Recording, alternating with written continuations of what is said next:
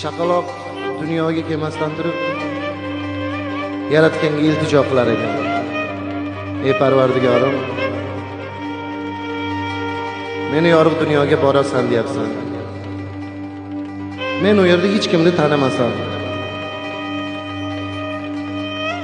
gapirishni bilmasam, qornim ochsa to'yg'izishni bilmasam, men u yerda nima qilaman?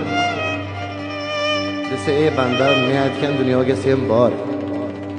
Men senga bir farishta beraman. U senga hamma narsani o'rgatadi. U senga vatanni tanitadi. U senga meni tanitadi.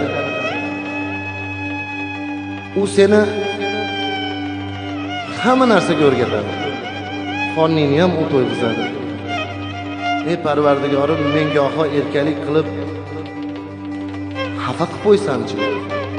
U farishta sendan xafa bo'lmaydi. U faqat seni deb yashaydi. Parvardigorim, bu farishtani ismini ayt menga. Sen ismini so'rab nima qilasan? Uni sen ona deb chaqirasan degan.